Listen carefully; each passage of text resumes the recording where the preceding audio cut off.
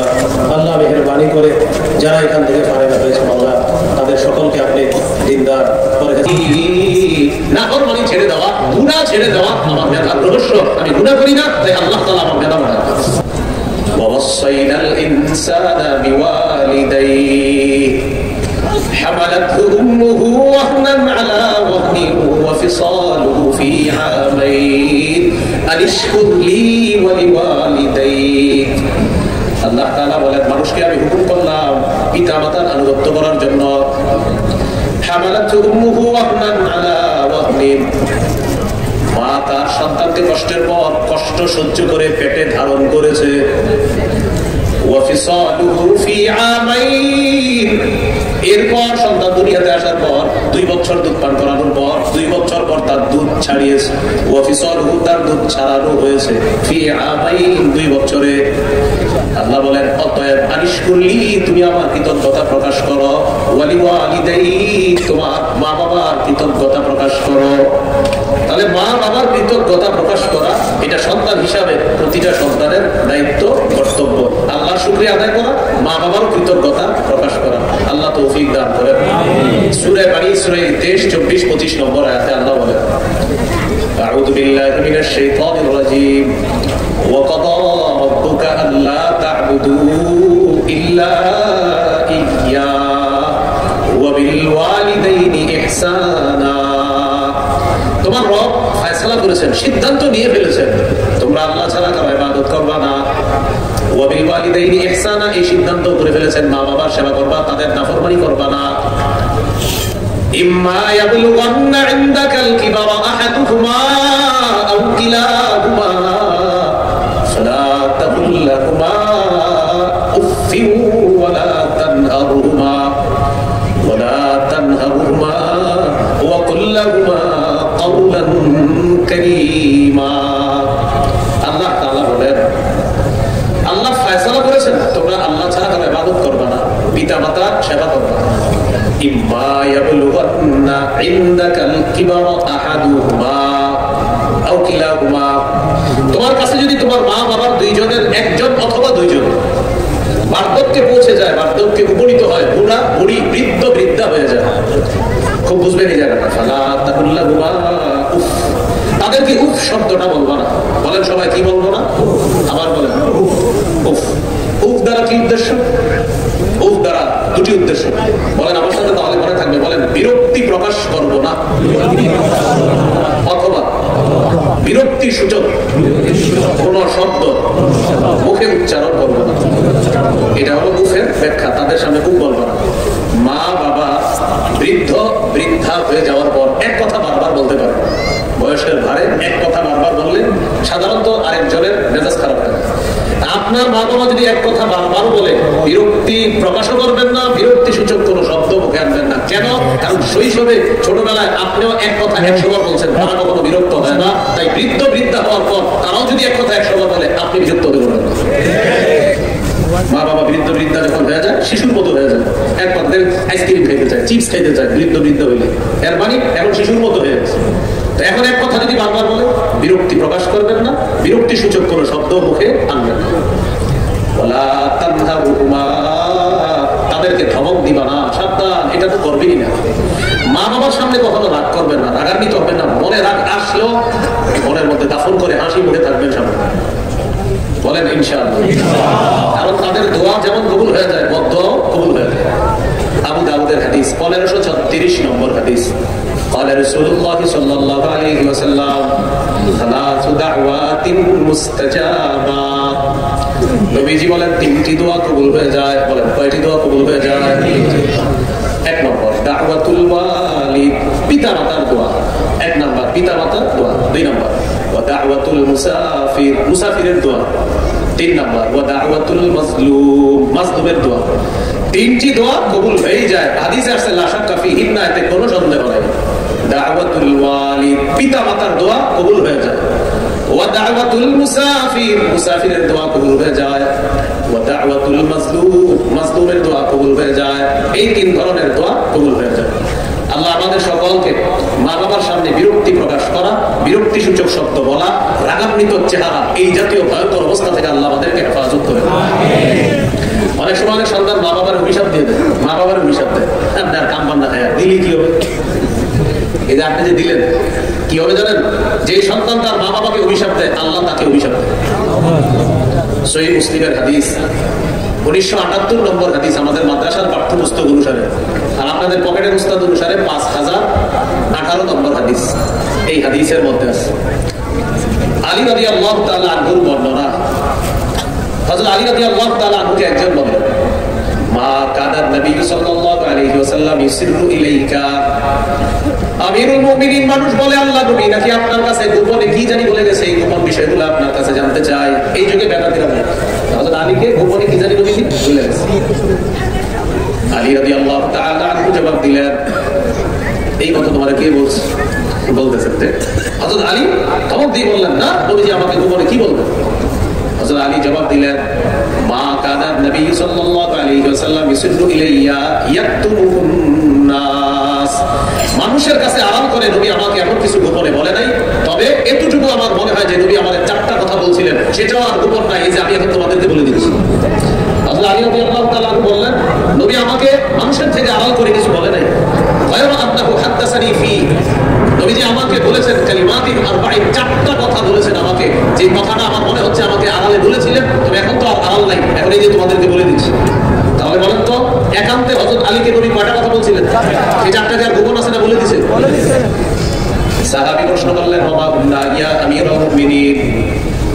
আলী রাদিয়াল্লাহু তাআলা আনহুকে প্রশ্ন করলেন তার ছাত্র আমিরুল মুমিনিন, এই 4টা বিষয় কি আপনার কাছে জানতে চাই? আলী রাদিয়াল্লাহু তাআলা আনহু জবাব দিলেন, আল্লাহ নবী বলেন, লা'নাল্লাহু মান লা'না ওয়ালিদা। ওই ব্যক্তিরে আল্লাহ অভিশাপ দেয় যে ব্যক্তি তার মা বাবাকে অভিশাপ দেয়। 4 কথা। প্রথম কথা, লা'নাল্লাহু মান লা'না ওয়ালিদা, আল্লাহ তাআলা ওই ব্যক্তিকে অভিশাপ দেয় যে ব্যক্তি তার পিতা মাতাকে অভিশাপ দেয়। ওয়া লা'নাল্লাহু মান যাবাহা লিগাইরিল্লাহ, আল্লাহ ওই ব্যক্তিকে অভিশাপ দেয়। 2 নম্বর। 4 কথা। দ্বিতীয় কথা, আল্লাহ তাআলা ওই ব্যক্তিকে অভিশাপ দেয় যে ব্যক্তি গায়রুল্লাহর নামে জবাই করে, আল্লাহ ছাড়া অন্য কারো নামে যে জবাই করে তাকে আল্লাহ অভিশাপ দেয়। কয়টা হলো কথা? 2টা। 3 নম্বর, ওয়া লা'নাল্লাহু মান আওয়া মুহদিসা, যে ব্যক্তি কোনো বেদাতিকে আশ্রয় দেয় তাকে আল্লাহ অভিশাপ দেয়। আপনি একজন বেদাতিকে এই এলাকার 1 কাঠা জায়গা দিয়ে দিলেন, যে বেদাতি তুমি এই 1 কাঠা জায়গার মধ্যে একটা আস্তানা বানাও, আমরা দুইজনে মিলে বেদাত সাপ্লাই দিব, এরকম আপনি আশ্রয় দিলেন। এই বেদাতিকে যে আশ্রয় দেয় তাকে আল্লাহ অভিশাপ দেয়। কয়টা হলো? 3টা। 4 নম্বর, ওয়া লা'নাল্লাহু মান গায়্যারা মানারাল আরদ, ওই ব্যক্তিকে আল্লাহ অভিশাপ দেয় যে ব্যক্তি জমিনের নিশানা পরিবর্তন করে ফেলে। খুঁটিটা ছিল আগে এই জায়গায়, হঠাৎ খুঁটি এখানে চলে গেছে। আরে ঘটনা কি? জিজ্ঞাসা করছে ঘটনাকে, আপনি খুঁটি পাল্টাইলেন কত? পাওয়ারে আছে। আমার কিছুদিন পর দেখবেন খুঁটি এখানে এসে বসে, ঘটনা কি? পাওয়ার শেষ। এই যে বিষয়গুলা তো সঠিক না।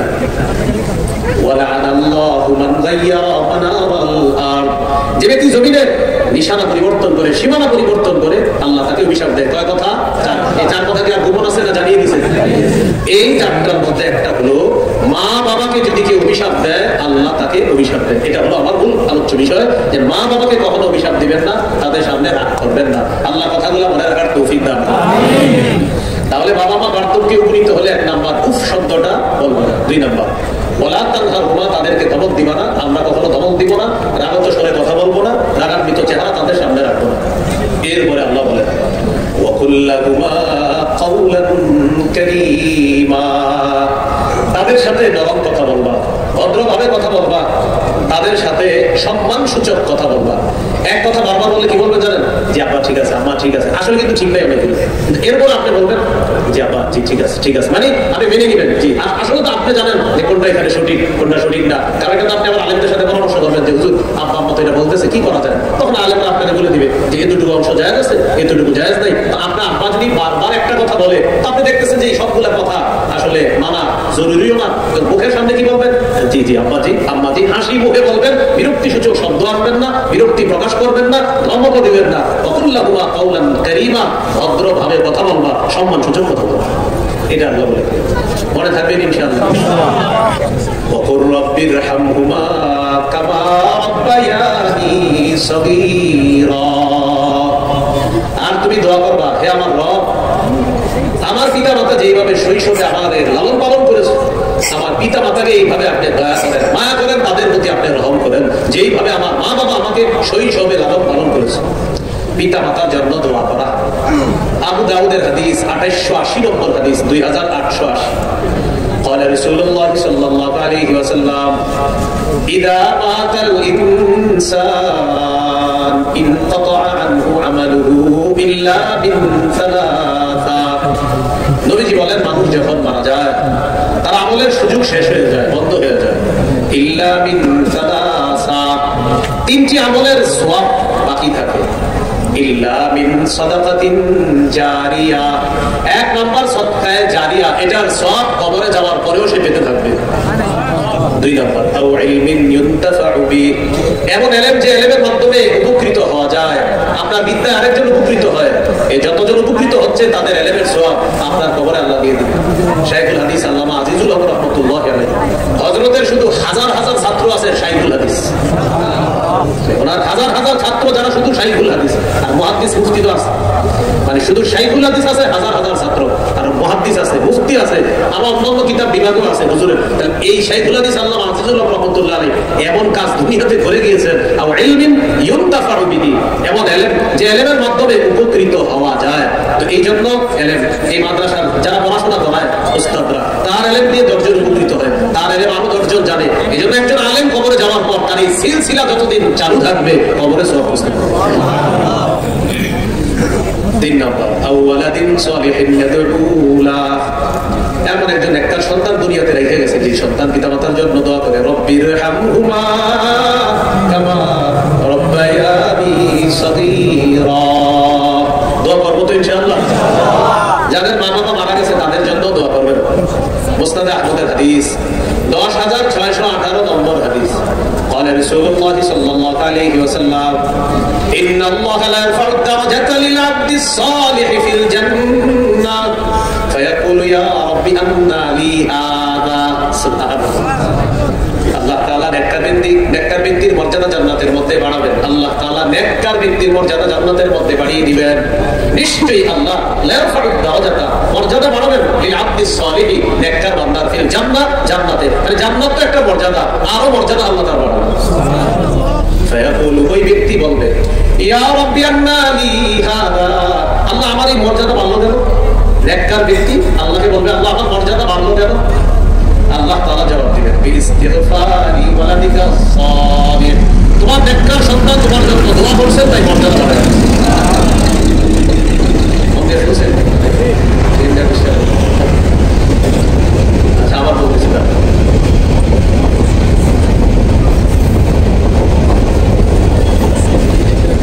মা বাবা যাদের কবরে আছে বেশি বেশি দোয়া করবেন, আল্লাহ আমার আব্বাকে জান্নাত দেন, আল্লাহ আমার আম্মাকে জান্নাত দেন, আল্লাহ আমার মর্যাদা বাড়ায় দেন, আল্লাহ আমার মর্যাদা বাড়ায় দেন, আল্লাহ আপনার কোনো গুনাহ থাকলে মাফ করে দেন, আমার কোনো গুনাহ থাকলে মাফ করে দেন, এরকম খালি বারবার বলেন। তো আল্লাহ রাসূল সাল্লাল্লাহু আলাইহি সাল্লাম বলেন, আল্লাহ তাআলা নেককার বান্দার মর্যাদা জান্নাতে বাড়ায় দেয়। বাড়ায় দেওয়ার পর নেককার বান্দা বলে, আল্লাহ আমার মর্যাদা কেন বাড়লো? আল্লাহ তখন বলে, বিইস্তিগফারি ওয়ালাদিকা, তোমার নেককার সন্তান তোমার জন্য ইস্তেগফার পাঠ করছে তাই আমি আল্লাহ তোমার মর্যাদা বাড়াচ্ছি। তাহলে দোয়া করবো তো ইনশাআল্লাহ। আল্লাহ তৌফিক দান করেন। আমিন। বলেন সূরা আনামে কয় উপদেশ দিবে আল্লাহ? কয় উপদেশ দিবে? 10 উপদেশ। তো যার পরের অংশটা শুনে নিই, সূরা বনী ইসরাঈল। ওয়াকফিদ লাকুমা জানাহাদ দুল্লি মিনার রাহমা, এই অংশটা হয়ে গেছে। ওয়াকফিদ লাকুমা জানাহাদ দুল্লি মিনার রাহমা, তুমি তোমার পিতামাতার সামনে তাদের জন্য রহমতের ডানা বিছিয়ে দিবা, দয়ার ডানা বিছিয়ে দিবা, নম্র ব্যবহারের মাধ্যমে তাদের সামনে বিনয়ী হবা।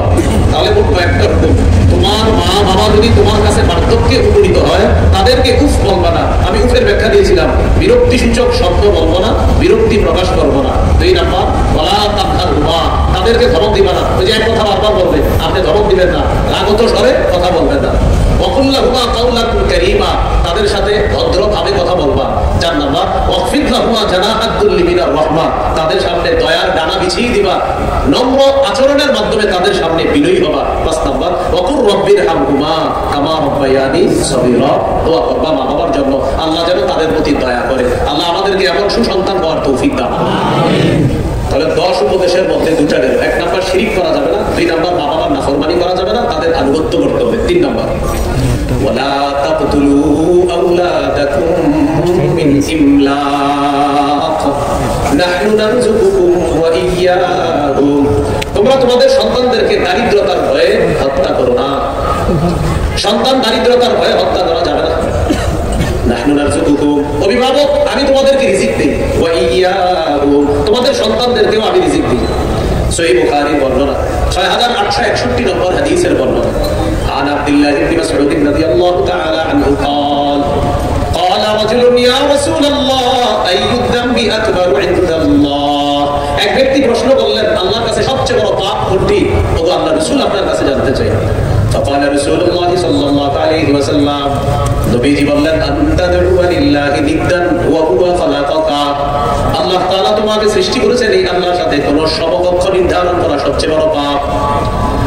قال ثم أي يا رسول الله, প্রশ্ন করলেন হুজুরের পর সবচেয়ে বড় পাপ কোনটি? নবী জবাব দিলেন أن تقتل ولدك مخافة أن يطعم معك, তোমার সন্তান তোমার খাদ্যে অংশগ্রহণ করবে এই ভয়ে সন্তান হত্যা করা এরপর সবচেয়ে বড় পাপ।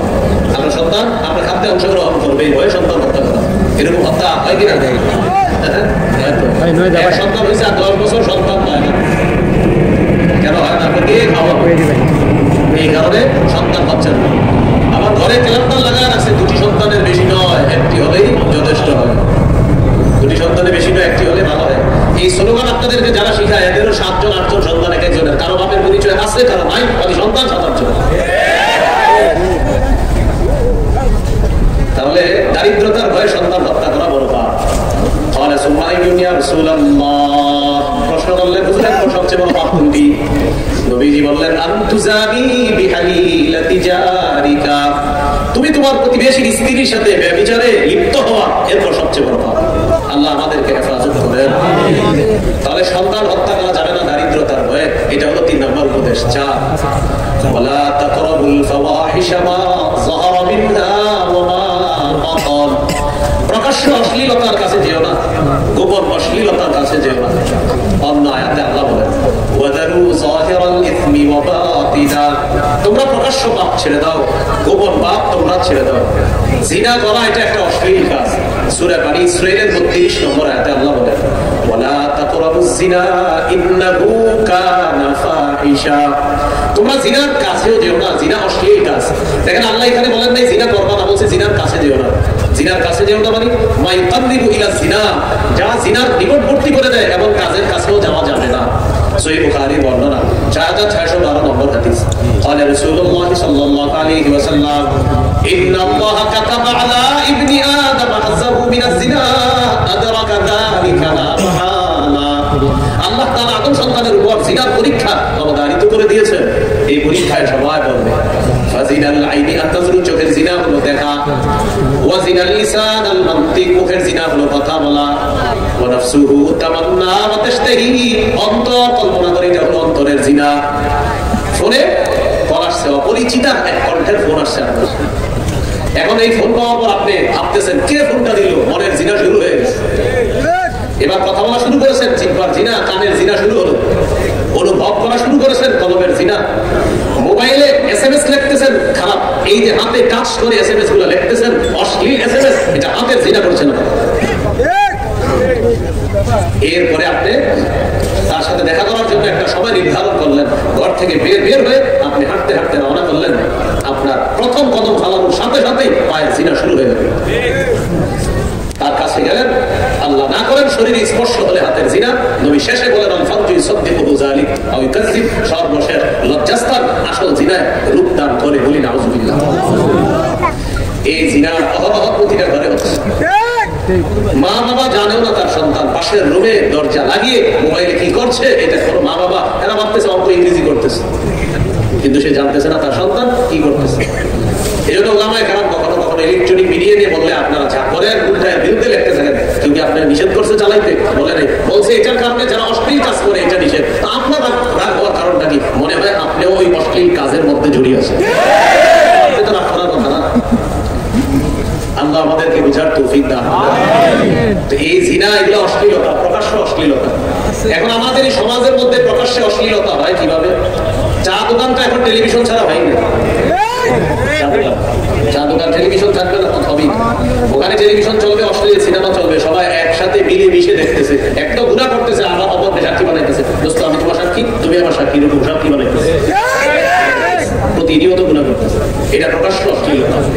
ঘরের মধ্যে দরজা লাগিয়ে আপনি ইলেকট্রনিক মিডিয়ার গুনাহ করতেছেন, সেটা গোপন অশ্লীলতা। প্রকাশ্য পাপ, গোপন পাপ, প্রকাশ্য অশ্লীলতা, গোপন অশ্লীলতার কাছে যেহেতু আল্লাহ নিষেধ করেছেন, আল্লাহ হেফাজত করেন। পাপের পরিণাম তো অনেক ভয়ঙ্কর, দুনিয়াবি কিছু পরিণতিও আছে ভয়ঙ্কর। পাপ আল্লাহর লানত টেনে আনে। কার লানত? সহিহ বুখারীর বর্ণনা ৬৭৮৩ নম্বর হাদিস। এই হাদিসের মধ্যে আছে قال رسول الله صلى الله عليه وسلم, নবীজি বলেন, লানাল্লাহু সারিকা ইয়াসরিকুল বাইদাতা, আল্লাহ তাআলা ওই চোরকে অভিশাপ দেয় যে চোর ডিম চুরি করে। কি চুরি করে? তারপরে ডিমের মাছ চুরি করে, তার কি অবস্থা? ডিম চুরি করলে অভিশাপ, ডিমের মাছ চুরি করলে। ওয়ায়াসরিকুল হাবলা, কেউ যদি রশি চুরি করে তার উপর আল্লাহর অভিশাপ। তাহলে রশি দিয়ে যেটা বাঁধা ছিল সেটা চুরি করলে কি হবে? গরু চুরি করতে গেছিল, গরু লয়েছে রশি, এটার উপর অভিশাপ। গরুটা আনতে পারে নাই, গরু চুরি করলে কি অবস্থা হবে? পাপ আল্লাহ লানত টেনে। আবু দাউদের হাদিস 3674 নম্বর হাদিস। এই হাদিসটা সবাই একটু মন দিয়ে শোনেন।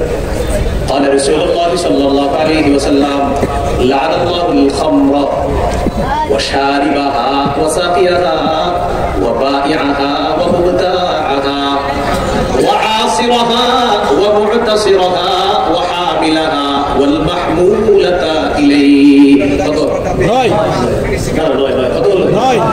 لعن الله الخمر, আল্লাহ মাদক দ্রব্যকে অভিশাপ দেয়। কাকে? মদকে আল্লাহ অভিশাপ দেয়, উদ্দেশ্য মাদক দ্রব্য। মাদক দ্রব্য আবার এখন অনেকে নাম পাল্টায় মাদক দ্রব্য সেবন করে, নামটা পাল্টা দেয়। আর মানুষ যে নাম পাল্টায় মাদক দ্রব্য নিবে, এটাও আল্লাহ নবী বলে দিয়েছেন। ইবনে মাজাহ 4020 নম্বর হাদিসে আছে, قال رسول الله صلى الله عليه وسلم, لا يشربن ناس من امتي الخمر يسمونها بغير اسمها. নবীজি বলেন, আমার উম্মতের একদল মদ সেবন করবে, মদের নামটা তারা পাল্টায় দিবে। আমার উম্মতের একদল নাম পাল্টায় মাদক দ্রব্য দিবে, মদ সেবন করবে। ইয়াবা, বাবা, গাঁজা, হিরোইন, ফেন্সিডিল, আফিম, কানাডা ড্রাই, মাস্তুদ, শ্যাম্পেন, ডাই, বিয়ার ইত্যাদি নাম দিবে, আর মাদক দ্রব্য এরা সেবন করবে। নবী বলেছেন, আমার উম্মতের একদল নামটা শুধু পাল্টায় দিবে, কিন্তু মদ, মাদক ইত্যাদি গুলো নিবে। ব্যাগ, গাড়ি, চা দোকানের চিপা চুপায় যেগুলো হচ্ছে, অভিশাপ। কি হচ্ছে? অভিশাপ, আল্লাহর অভিশাপ। এই যে ট্রেন লাইন, বিশেষ করে কিছু ট্রেন যেখানে পড়া থাকে, ট্রেনের বগি কাজ টাজ করে, সেখানেও মাদক দ্রব্য অনেকে আপনার লুকিয়ে লুকিয়ে সেবন করতে পারে। মাদক দ্রব্য আল্লাহ অভিশাপ দিয়েছেন। যে মদ সেবন করে তাকে আল্লাহ অভিশাপ দিয়েছেন। যে মদ পরিবেশন করে তাকে আল্লাহ অভিশাপ দিয়েছেন। আমাদের অনেক মুসলিম ভাইয়েরা এক জায়গায় চাকরি করে, হালাল অংশ আছে, হারাম অংশ আছে, মদ পরিবেশন করা লাগে, এই জাতীয় অংশের কাজটা করেছে। মদ যে বিক্রি করে তাকে আল্লাহ অভিশাপ দেয়। মদ যে ক্রয় করে তাকে আল্লাহ অভিশাপ দেয়। অনেকে সুন্দর সুন্দর ভাষণ দেয়, মনে করেন এখানে এসেও দিতে পারে, ভাই এলাকাকে আমরা মাদক দ্রব্য মুক্ত করবো, এলাকাবাসীর মুরব্বী যারা আছেন আমাদেরকে সহযোগিতা করবেন। সামনে সবাই বলে ঠিক ঠিক, খোঁজ দিয়ে দেখা যায় যে এরকম বলতেছে, এই চুপি চুপি মাদক দ্রব্যের এক্সপোর্ট ইম্পোর্ট করতেছে। এটা আসলে ঠিক, এটা রেডিমেড ঠিক, এটা আসলে ঠিক। তো এই যে বিষয়টা বা ইয়াহা ওয়া যে বিক্রি করে, যে ক্রয় করে, ক্রয়ের উপর আল্লাহর অভিশাপ। এগুলো 5 নম্বর। 6 নম্বর, ওয়াসিরাহা ওয়া মুতাসিরাহা। 6 নম্বর, যে মদ উৎপাদন করে তার উপর আল্লাহর অভিশাপ। ওয়া মুতাসিরাহা, যে মদ পরিশোধন করে, করে এটা নাম দেয় বিভিন্ন বাংলা মদ ইত্যাদি নাম দেয়, এটার উপর আল্লাহর অভিশাপ। ওয়া হামিলাহা, মদ যে বহন করে নিয়ে যায় তার উপর আল্লাহর অভিশাপ। যারা গাড়ি চালা, যদি ইচ্ছাকৃতভাবে জেনে শুনে মাদক দ্রব্য আপনি বহন করেন, আপনার উপর আল্লাহর অভিশাপ। জেনে শুনে মাদক দ্রব্য বহন করবেন না, যদি জেনে শুনে করেন আপনার উপর অভিশাপ। 9 নম্বর, খাওয়া কি হুজুর? জর্দা খাওয়া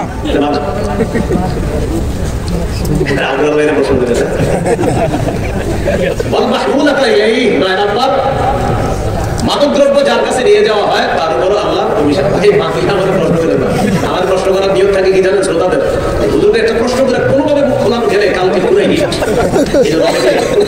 নিয়মে থাকে, চাঁদুরা এই নিয়ম করে লাভ নেই।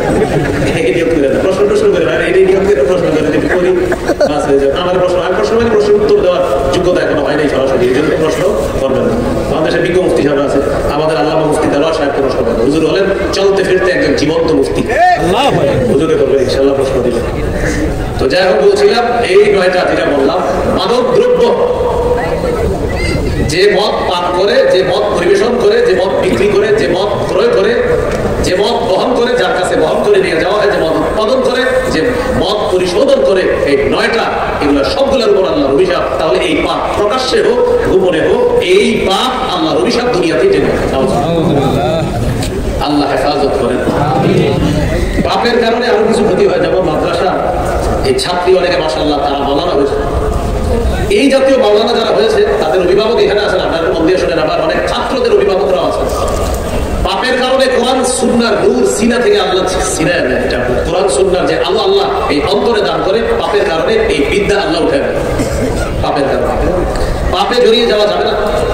আব্দুল্লাহ ইবনে মাসউদ রাদিয়াল্লাহু তাআলা আনহু বলেন, ইন্নী লা আহসিবু আন্না আর-রাজুলা ইয়ানসাল ইলমা ক্বাদ আলিমাহু বিদ-দামবি ইয়ামালুহু।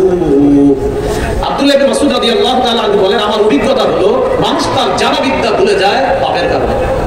মানুষ তার জানা বিদ্যা ভুলে যায় পাপের কারণে। আরেকটা দৃষ্টান্ত দেন, হানাফি মাযহাব, এই মাযহাবের ইমামের নাম কি? ইমাম আবু হানিফা রাহমাতুল্লাহি আলাইহি। كان الإمام أبو حنيفة رحمه الله إذا أشكلت عليه مسألة قال لأصحابه أهذا إلا لذنب قد أحدثته। ইমাম আবু হানিফা যখন কোনো মাসালায় খটকা লাগতো, তখন তিনি তার ছাত্রদেরকে বলতেন, আমার মনে হয় কোনো গুনাহ হয়ে গেছে কিনা, না হয় মাসালার সমাধান পাচ্ছি না। মাসালার সমাধান পাইতেছে না উনি বলতেন, আমার কোনো গুনাহ হইল কিনা, মাসালার সমাধান পাই না মানে মনে হয় আমার কোনো গুনাহ হয়েছে। দেখছেন কতটা কনফিডেন্স, আত্মবিশ্বাস যে মাসালার সমাধান তো পাবো ইনশাআল্লাহ, তো পাচ্ছি না কেন, কোনো গুনাহ হয়ে গেল না। মানে উনি মাসালার সমাধান পায় না, দোষারোপ করতেছে আমার কোনো গুনাহ। আর আমরা এখন পড়ালেখা না পারলেই মাদ্রাসার হুজুরে এসে ধরি, মামলা দেওয়ার চিন্তা ভাবনা করি। হুজুর এসে, হুজুর কি পড়া কেন, আমার ছেলে পড়া মারা কেন, 7 দিন যে আপনি ঘরের ভিতরে শয়তানের বাক্সের সামনে বসায় রাখছিলেন ছুটির সময়, এটা আপনার মনে আছে? 2 মাস মাদ্রাসায় উস্তাদরা পড়ায়, 2 মাস পরে যে 7 দিন 10 দিন ছুটি পাইল ছেলেটা, বাসায় যাওয়ার পরে আপনি ঘরে গুনাহের পরিবেশ রাখলেন। এই গুনাহের পরিবেশের মধ্যে আপনার সন্তান একদিনও কোরআন ভুলে দেখে নাই, তো 7 দিনে ও সব ভুলে গেছে, এখন এসে হুজুরে দোষারোপ করতেছেন কেন? আপনি ঘরটাকে পাপমুক্ত করেন, ওই সন্তান সেখানে গেল তার দিল সাফ থাকবে, কোরআন সেখানে বসে থাকবে। ইমাম আবু হানিফা রাহমাতুল্লাহি আলাইহি বলেন, মাসালায় যখন কোনো খটকা লাগতো উনি বলেন, ঘটনা কি আমার মনে হয় কোনো গুনাহ হয়েছে। وكان يستغفر، তখন তিনি ইস্তেগফার করা শুরু করতেন, আস্তাগফিরুল্লাহ আস্তাগফিরুল্লাহ আস্তাগফিরুল্লাহ। ওয়ারুবামা কামা সাল্লা, তখন নামাজের মধ্যে দাঁড়িয়ে যেতেন, তাদের কাশিমালাল মাসআলা, ইস্তেগফার করতে করতে নামাজে দাঁড়াইতেন, নামাজ শেষ করতেন, আল্লাহ তাআলা তাকে মাসালা সমাধান দিয়ে দিতেন। এবার একটু বুঝেন শেষে কি করবেন।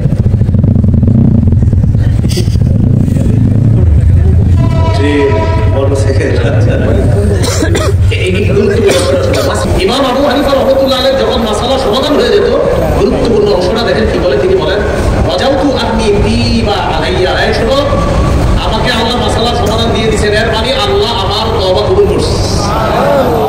মাসালার সমাধান না হওয়া পর্যন্ত উনি বলতেন, এ আমার মনে হয় কোনো ভুল হয়েছে, মাসালার সমাধান হয়ে গেলে বলতেন, এই শোনো আমি আশাবাদী আমার তওবা কবুল হয়ে গেছে। হযরত কিভাবে? আমি মাসালার সমাধান পেয়ে গেছি, আর মাসালার সমাধান পেয়েছি মানে আমার রব খুশি হয়েছে, আর খুশি হয়েছে মানে আমি এই জন্য তো মাসালার সমাধান পেয়েছি। তারা কি পরিমাণ আপনার আল্লাহর সাথে সম্পর্ক, মানে একই যে গুনাহ হবে কোরআন হাদিস শিখতে পারবো না, গুনাহ হবে না কোরআন হাদিস শিখতে পারবো না, বুঝলেন? আল্লাহ আমাদেরকে বুঝার তৌফিক দান। এখান থেকে একটা কথা শিখছি আমরা, বলেন ইস্তেগফারে গুনাহ ঝরে, গুনাহ ঝরলে ব্যথা বাড়ে। যে যত বেশি ইস্তেগফার করবে তার তত বেশি গুনাহ ঝরবে, যার যত বেশি গুনাহ ঝরবে তার তত বেশি মেধা বাড়বে। ইস্তেগফারের মাধ্যমে গুনাহ ছড়িয়ে ফেলতে হবে আর মেধা বাড়াইতে হবে। সন্তানদেরকে শিখিয়ে দিবেন বেশি বেশি আস্তাগফিরুল্লাহ পড়বা। আল্লাহ আমাদেরকে বুঝার তৌফিক দান করুন। ইমাম শাফি রাহমাতুল্লাহ আলাইহি উস্তাদের নাম ওয়াকি ইবনুল জাররাহ রাহমাতুল্লাহ আলাইহি, তার ব্যাপারে আলী ইবনুল খাশরাব রাহমাতুল্লাহ আলাইহি বলেন, রাআইতু ওয়াকি ইবনুল জাররাহ ওয়া মা রাআইতু বিয়াদিহি কিতাবান তাতু ইন্নামা হুয়া ইয়াহফাজু। ইমাম শাফি রাহমাতুল্লাহ আলাইহি উস্তাদ ওয়াকি ইবনুল জাররাহকে আমি কখনো লিখতে দেখি নাই, তিনি যা শুনতেন সব মুখস্থ করে ফেলতেন, আমি কখনো তাকে লিখতে দেখি নাই।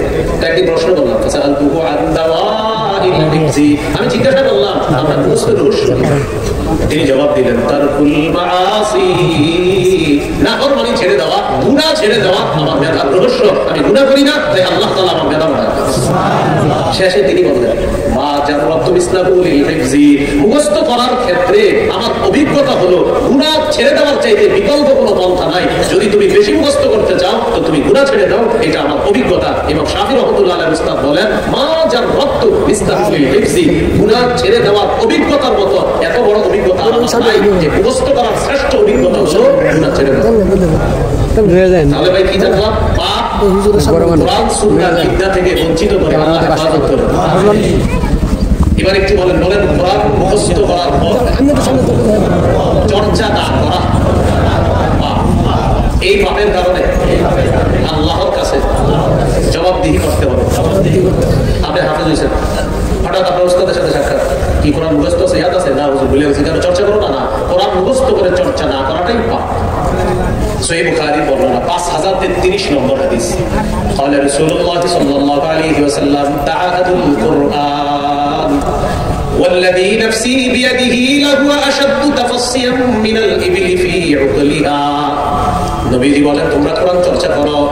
আল্লাহর কসম, বাঁধন হারা উটের গলার বাঁধন খুলে দিলে এই বাঁধন হারা উট যত দ্রুত পালিয়ে যায়, কোন মানুষ কোরআন সিনায় ধারণ করার পর মুখস্থ করার পর চর্চা না করার কারণে এই কোরআন ওই দ্রুতগামী উটের চাইতে আরো দ্রুত তার সিনা থেকে চলে যায়। কোরআন যে ব্যক্তি সিনায় ধারণ করেছে, একটা উটের গলা রশি খুলে দেওয়ার পর এটা যত দ্রুত পালিয়ে যাবে, কোরআন চর্চা না করলে এর চাইতে দ্রুত কোরআন তার সিনা থেকে চলে যাবে।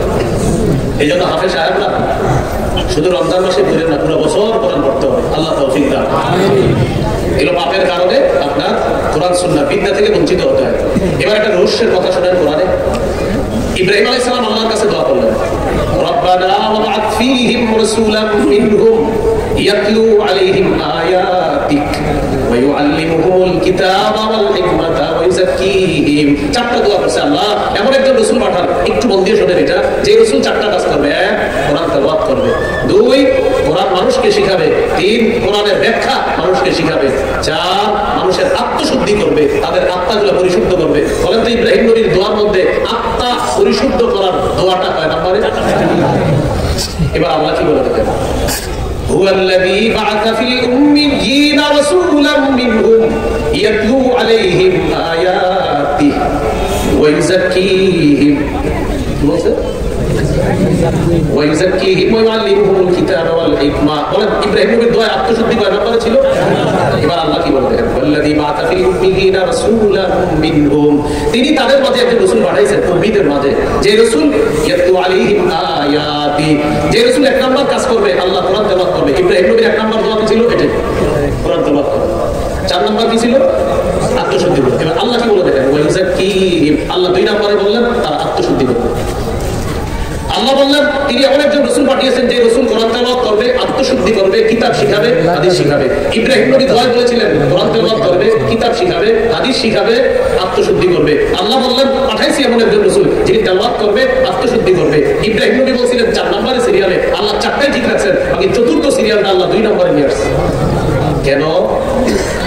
আল্লাহ বুঝাইতে চান নবী কোরআন তেলাওয়াত করবে, এরপর মানুষের অন্তরটা পরিশুদ্ধ করবে, করার পর ওই পরিশুদ্ধ অন্তরে 3 নাম্বার তাদেরকে কোরআন শিখাবে, 4 নাম্বার তাদেরকে হাদিস শিখাবে, যেন পরিশুদ্ধ অন্তরে কোরআন হাদিস বসে যায়। এজন্য আল্লাহ বললেন সিরিয়ালে 2 নাম্বার আত্মশুদ্ধি। অথচ ইব্রাহিম 4 নম্বরে বলছিলেন ইউযাক্কিহিম, আল্লাহ বলে না না না 2 নাম্বার ইউযাক্কিহিম, তেলাওয়াত করবে 2 নাম্বার, আত্মাটা পরিশুদ্ধ করবে, সাহাবীদের কলব সাফ করবে, সাফ কলবে এবার কোরআন রাখবে, হাদিস রাখবে। বুঝা আসছে? তাহলে আত্মাটা পরিশুদ্ধ করতে হবে। তো বলছিলাম পাপের 3 নাম্বার একটা ক্ষতি হলো আপনার, 2 নাম্বার একটা ক্ষতি হলো পাপের, যে কোরআন সুন্নাহ বিদ্যা থেকে বঞ্চিত হতে হয়। আল্লাহ আমাদেরকে হেফাজত করে। মনে আছে কোথায় ছিলাম আমরা? 4 নাম্বার উপদেশ আল্লাহ, লা তাকরাবুল ফাওয়াহিশা মা যাহারা মিনহা ওয়া মা বাতান, প্রকাশ্য অশ্লীলতা, গোপন অশ্লীলতার কাছেও যেও না। 5 নাম্বার, ওয়ালা তাকতুলুন নাফসাল্লাতী হারামাল্লাহু ইল্লা বিল হক, অন্যায়ভাবে মানুষ হত্যা করো না। বর্তমান পৃথিবীতে পশ্চিমা যারা আছে তারা একদিক দিয়ে বলে মানবাধিকার রক্ষা করতে হবে, অন্যদিক দিয়ে হেলিকপ্টার, রকেট, বিমান থেকে বোমা ফেলে ফিলিস্তিনের নিরীহ মুসলমানদেরকে হত্যা করে। শিশুদেরকে হত্যা করে আরেক দিক দিয়ে বলে মানবাধিকার রক্ষা। শিশু হত্যা এটা কি মানবাধিকার রক্ষা না লঙ্ঘন? মানবাধিকার লঙ্ঘন করে যারা বলে মানবাধিকার রক্ষা করার কথা, এরা চূড়ান্ত মুনাফিক, চূড়ান্ত ইতর, চূড়ান্ত সন্ত্রাস। মানবাধিকার রক্ষা কি বলে? এটা ফিলিস্তিনের শিশুদেরকে মারে আর বলে মানবাধিকার রক্ষা করো, মারো, মানবাধিকার রক্ষা করো। এটা কি শিশুদেরকে মারে আর বলে মানবাধিকার রক্ষা করো। এই জন্য আল্লাহ বুঝিয়ে দিচ্ছে ছেলেদের কিছুদিন হেসে নিক, লম্বা সময় কাটবে, কিছুদিন হাসুক, সামান্য তারা হেসে নিক, বেশি কাটবে তারা, তাদের কৃতকর্মের ফলাফল স্বরূপ তারা লম্বা সময় কাটবে। আল্লাহ বলছে হেসে নিক সামান্য সময়, কাটবে লম্বা সময়। এটা আরেক ব্যাখ্যা আখেরাতে লম্বা সময় তো কাটতে হবে, সে কাটার শেষ হবে না। তাহলে মানুষ হত্যা করা এটা কোন ধরনের মানবাধিকার? এটা অন্যায়। সূরা মাইদা 32 নম্বর আয়াতে আল্লাহ বলেন, মান কাতালা নাফসান বিগাইরি নাফসিন আও ফাসাদিন ফিল আরদ ফাকান্নামা কাতালান নাসা জামিআ। যে ব্যক্তি অন্যায়ভাবে কোনো মানুষকে হত্যা করলো, সে যেন সারা পৃথিবীর সমস্ত মানুষকে হত্যা করলো। বলি নাউযুবিল্লাহ। আল্লাহ তাআলা বলেন, যালিকুম ওয়াসাকুম বিহি লাআল্লাকুম তাকিলুন। আল্লাহ তোমাদেরকে ওয়াজ করেন যাতে তোমরা বুঝো। 6 নম্বর, ওয়ালা তাকরাবু মালাল ইয়াতীমি ইল্লা বিল্লাতি হিয়া আহসান হাত্তা ইয়াবলুগা আশুদ্দাহ। এতিম পরিণত বয়সে পৌঁছার আগ পর্যন্ত তার সম্পদের ধারে কাছেও যাবে না, অন্যভাবে তার সম্পদ ভক্ষণ করবে না। তবে ন্যায় পন্থায় যতটুকু প্রয়োজন ততটুকু সম্পদ দিয়ে তার পিছনে ব্যয় করা যাবে, এটা আবার ভিন্ন বিষয়। আল্লাহ বলেন, ইন্নাল্লাযীনা ইয়াকুলুনা আমওয়ালাল ইয়াতামা যুলমা, যারা এতিমের সম্পদ অন্যায়ভাবে ভক্ষণ করে, ইন্নামা ইয়াকুলুনা ফি বুতুনিহিম নারা, তারা পেটের মধ্যে আগুন খায়, ওয়া সায়াসলাউনা সাঈরা, অচিরেই তারা প্রজ্বলিত আগুনে প্রবেশ করবে। 7 নম্বর, ওয়াউফুল কাইলা ওয়াল মিজানা বিল কিসত, ইনসাফের সাথে পরিমাপ এবং ওজন করার সময় পরিপূর্ণভাবে পরিমাপ করবা, ওজন করবা, ইনসাফের সাথে করবা।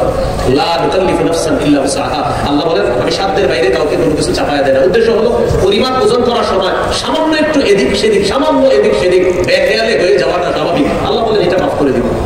বেখেয়ালে এদিক সামান্য, সামান্য বেশি না।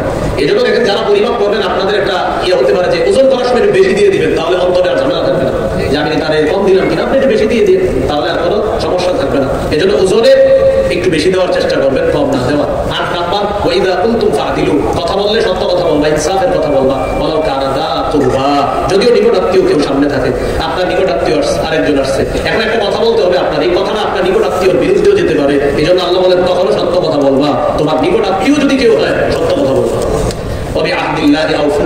আল্লাহর সাথে কৃত অঙ্গীকারগুলো রক্ষা করো। মুসলিম হিসাবে আল্লাহর যতগুলো আদেশ, যতগুলো নিষেধ আছে, এই সবগুলা থেকে বেঁচে থাকতে হবে। আল্লাহ বলেন তিনি তোমাদেরকে ওয়াজ করতেছেন যাতে তোমরা উপদেশ গ্রহণ করো। সর্বশেষ 10 নম্বর, নবী বলেন এটাই আমার রাস্তা, এই রাস্তার অনুসরণ করো। অনেকগুলো রাস্তা আছে আশেপাশে, এগুলোর অনুসরণ করবা না। এই এটা হলো ক্রিয়া, এটার কর্তা হলো সুবুল। অনেকগুলো রাস্তা যদি অনুসরণ করো তাহলে ওই রাস্তাগুলা বিচ্ছিন্ন করে দিবে তোমাকে সোজা রাস্তা থেকে। অনেকগুলো রাস্তার অনুসরণ করবা না, ওগুলাতে গেলে সোজা রাস্তা থেকে তোমাকে বিচ্ছিন্ন করে দিবে। ওসমান রাদিয়াল্লাহু তাআলা আনহু বর্ণনা, নবী একটা লম্বা দাগ দিয়েছে, আশেপাশে অনেকগুলো দাগ দিয়েছে, দেওয়ার পর বললেন এটা সিরাতে মুস্তাকিম, এটা আল্লাহর রাস্তা। আশেপাশের রাস্তাগুলো হলো ইবলিসের রাস্তা। এক এক রাস্তার মাথায় শয়তান বসে বিভিন্ন অপরাধের দিকে মানুষকে ডাকে। আল্লাহ আমাদের সকল সিরাতে মুস্তাকিমের উপর যেন চলতে পারি, আল্লাহ তৌফিক দান করেন। 10 নম্বর যে বিষয়টা, সিরাতে মুস্তাকিমের উপর চলার জন্য বেশি বেশি দোয়া করা, ইহদিনাস সিরাতাল মুস্তাকিম, এই দোয়াটা করা। আরেকটা দোয়া আছে, রব্বানা লা তুযিগ কুলুবানা বা'দা ইয হাদাইতানা ওয়া হাব লানা মিন লাদুনকা রাহমাহ ইন্নাকা আনতাল ওয়াহ্হাব, এই দোয়াগুলো বেশি বেশি করা। নবীজির একটা দোয়া আছে, আল্লাহুম্মা মুকাল্লিবাল কুলুব সাব্বিত কলবি আলা দীনিক ইয়া মুসাররিফাল কুলুব সাররিফ কলবি আলা তাআতিক। 10টা উপদেশ। 1 নাম্বার, শিরিক করা যাবে না। 2 নাম্বার, পিতা মাতার নাফরমানি করা যাবে না। 3 নাম্বার, সন্তানকে দারিদ্রতার ভয়ে হত্যা করা যাবে না। 4 নাম্বার, প্রকাশ্য পাপ, গোপন পাপের কাছে যাওয়া যাবে না। 5 নাম্বার, কাউকে অন্যায়ভাবে হত্যা করা যাবে না। 6 নাম্বার, অন্যায়ভাবে এতিমের সম্পদের কাছেও যাওয়া যাবে না। 7 নাম্বার, পরিমাপ ওজন করতে হবে পরিপূর্ণ ইনসাফের সাথে। 8 নাম্বার, কথা বললে সত্য কথা বলা, ইনসাফের কথা বলা। 9 নাম্বার, মুসলিম হিসাবে আল্লাহর সাথে যে ওয়াদাগুলো আছে এই ওয়াদাগুলো পুরো করা। 10 নাম্বার, সিরাতে মুস্তাকিমের অনুসরণ করা, শয়তানের রাস্তাসমূহের অনুসরণ না করা। এই 10টি উপদেশ আমরা যেন আমাদের জীবনে বাস্তবায়ন করতে পারি, করণীয় গুলো করা, বর্জনীয় গুলো বর্জন করতে পারি। আল্লাহ তৌফিক দান করেন। সুবহানাল্লাহি ওয়া বিহামদিহি, সুবহানাকাল্লাহুম্মা ওয়া বিহামদিকা, আশহাদু আল্লা ইলাহা ইল্লা আনতা, আস্তাগফিরুকা ওয়া আতুবু ইলাইক। আজকে যে আলোচনাটা আপনার শিরিক বেদাতের আলোচনাটা, এটা মিম্বরের আমানত আছে আমার একটা সংকলন, 2 নম্বর খণ্ডে পাবেন শিরিক বেদাতের আলোচনাটা। 1 নম্বর খণ্ডে সন্তানের 64টা অধিকার, ওই সন্তানকে ছোটবেলা থেকে কিভাবে বড় করবেন এটা চেষ্টা করবেন, জামাই বুক দুজনে পুরো মুখস্থ করে ফেলবেন। মিম্বরের আমানত 1 নম্বর খণ্ড। 3 নম্বর খণ্ডে হালাল হারাম। 4 নম্বর খণ্ডে স্বামীর 24টা অধিকার, স্ত্রীর 19টা অধিকার। আপনি আপনার বিবির 19টা মুখস্থ করবেন, আপনার বিবির বলবেন 24টা মুখস্থ করতে, মুখস্থ করে দেখবেন এখনো 18টাই আদায় করে দেয়। হ্যাঁ, উনি অনেকগুলো আদায় করে দেয়। 9 নম্বর 5 নম্বর খণ্ডে আছে লা ইলাহা ইল্লাল্লাহ ব্যাখ্যা। 6 নম্বর খণ্ডে নামাজ সম্পর্কে আলোচনা। যাদের প্রয়োজন হয় অনলাইনে মিম্বরের আমানত লিখবেন, ওখান থেকে সংগ্রহ করতে পারবেন। আর এখানে গাড়িতে আছে, এখান থেকে নিতে হলে শর্ত হলো গাড়ির কাজ ভাড়া যাবে না। তাহলে এখানে আছে, ওদের কাছে দেখেন। এখনই দোয়া হবে। আমাদের মাদ্রাসার যিনি প্রতিষ্ঠাতা তার জন্য দোয়া, মাদ্রাসার শুভাকাঙ্ক্ষী যারা আছে তাদের জন্য দোয়া, এলাকার যারা মাদ্রাসার সহযোগী তাদের জন্য দোয়া। আমরা টঙ্গী যারা অবস্থান করছি, আমরা আমাদের বিশ্ব ইজতেমার একেবারে আগত 31 জানুয়ারি, 1-2 ফেব্রুয়ারি আমরা বিশ্ব ইজতেমার কামিয়াবির জন্য দোয়া করি। হযরত এখন সবার জন্য দোয়া করবেন।